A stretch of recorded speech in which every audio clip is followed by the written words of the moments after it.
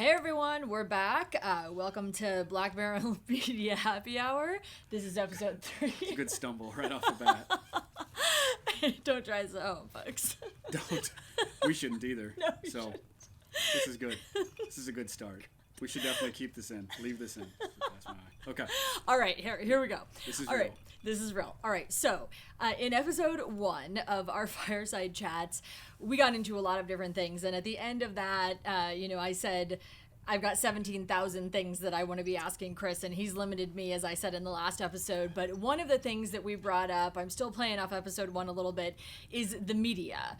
I found it so fascinating that Billy the Kid, when Billy the Kid is who he is today in our eyes because of one newspaper writer way back in 18 whatever. What was he called? I think it was 1880 or 1881. Now I just did the series, but now I've moved on to so many other things. It's right toward the end of his life when the newspaper article in Las Vegas, New Mexico, calls him Billy the Kid for the first time. Right. J.H. Kugler, I believe, Yeah, is the that's right. publisher That's of right.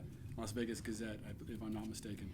So we had, Billy the Kid's name was written for the first time in print. He is now, memorialized, or however you want to say it, in history as Billy the Kid. I mean, such an influence that this newspaper writer had. Then we had Jesse James, who was made larger than life by the news, on both sides. The people that loved him, the people that hated him. But then Jesse James also loved seeing his name in print. So that was also interesting. You kind of felt like he started to do the things that he did because he wanted those accolades from the press, either positive or negative.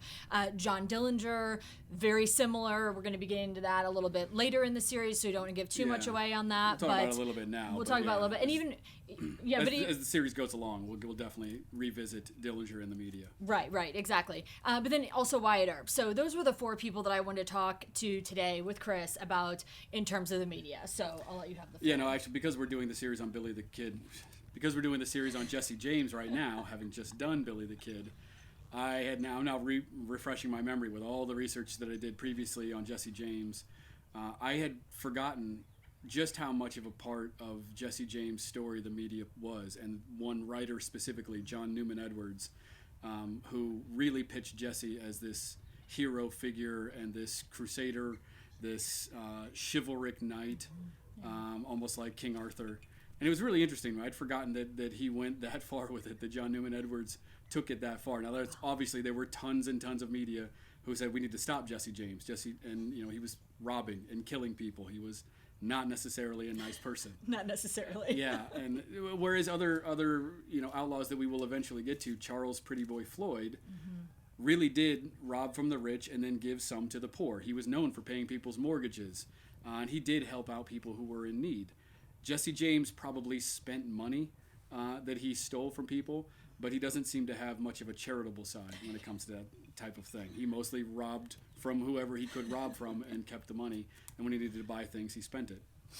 So it was really interesting that he really got built up by this one specific person. Do you know, just to interject here quickly, did that person know Jesse James personally? Do you have any idea? He met him eventually. So John, okay. As you're going to hear in the series, if you've not heard it already in the original, if you haven't heard it yet in the upcoming series, in the series we're doing now, John Newman Edwards heard about Jesse James. He'd heard that Jesse James had done one specific thing, which John Newman Edwards, applauded, which was actually killing the wrong man. So he loved the fact that Jesse had tried to avenge the death of this famous Confederate guerrilla raider, but unfortunately Jesse did not kill the right person. Either way, right. John Newman Edwards loved the fact that Jesse had done these things. And so he then met Jesse James, and sometime after that meeting, they became close friends, and they began this newspaper publicity campaign to craft a persona for Jesse in the media to gain sympathy for Jesse and to somewhat allow him to keep doing these things. And it was successful to some degree, but a lot of people saw through it and recognized it for the kind of crazy propaganda that it was. But other people bought it. So it was really interesting how the two of them worked together to craft this public image of Jesse James, whereas a guy like Billy, of course, I'm sure was familiar with the newspaper articles written about him, but he didn't interact with newspaper publishers. He didn't write long letters to the newspapers the way Jesse James did. He didn't have a guy on his side in the press who was pitching him as this amazing figure.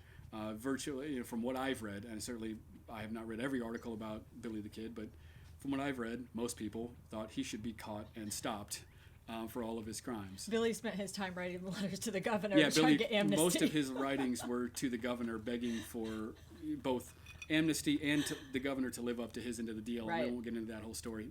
If you please go listen to that series. Yes, That's a very long super story. entertaining, yeah.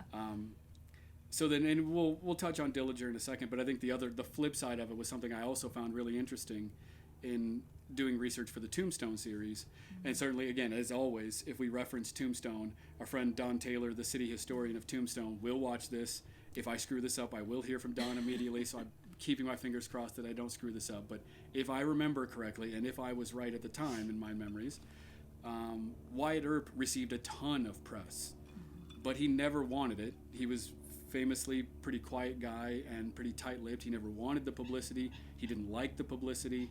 And to some degree, he couldn't understand why his actions garnered so much publicity for all the different things he did. Yeah, that's true. I mean, I remember, and this is something that Dawn, we spoke about as well, and that we've also read and was in the series, but the Vendetta ride, I don't know if this piece, what I'm going to say was in the series, but the Vendetta ride that he went on after Morgan, his brother, was killed and Virgil had been ambushed and shot, Wyatt went on this Vendetta ride that's very famous, but he never understood at that time why everybody thought it was such a big deal. The Cowboys killed his brother. He avenged his brother's death. In his mind, he didn't think it should be made out to be such a big deal, from my understanding. Yeah, and we, as a quick aside, as a production note, we probably should flash the word spoilers right before you said that. For anybody who hasn't listened to the series yet and is finding this now and going back, earmuffs. Yes. You didn't hear any of that. Either way, now that the cat's out of the bag, I'm going to get fired. Yeah, this video series will come to a quick end, or we'll do some fancy cutting right in the middle there.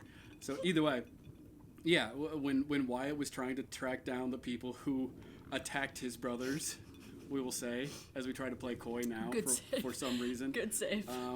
It received a ton of press. It was headline news across the country. Basically everything that happened from the gunfight at the OK Corral through the basic end of the Wyatt Earp story in Tombstone received a ton of press, and Wyatt could never understand it. He thought he was doing what was right. His family had been attacked. He was trying to catch and punish the people who attacked his family. It's pretty simple. Didn't seem very complicated, so he never understood why he became this celebrity figure. But, we certainly have a long history in America of turning both sides, people on both sides of the fence, the heroes and the criminals into celebrities. And John Dillinger is going to become another famous example, right? As he ends up becoming another, like Billy the Kid, like Jesse James, a larger-than-life persona, somewhat shaped by how he participated with the media and how he portrayed himself within the media. Certainly, you can look up any of the famous film footage and famous photos of him, where he's got the great kind of cocky head cocked to the side grin, and he's leaning on the prosecutor in a famous photo. I believe that's correct.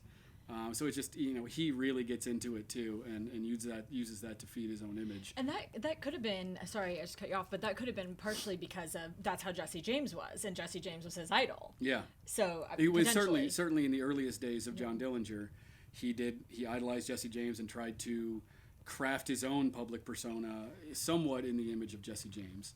So maybe he was just really taking it to the next level, into a new extreme. So anything's possible there. And we'll, like we said before, we'll revisit that in a later episode once we really get into that part of the story. We don't want to give too much away for those who, luckily, they can't go back and listen now. We can't spoil that part. It's not out yet. And I'm going to shut down episode 3 before I give away anything else about the John Dillinger series. We'll end it right there. Thank you. Cheers. Cheers.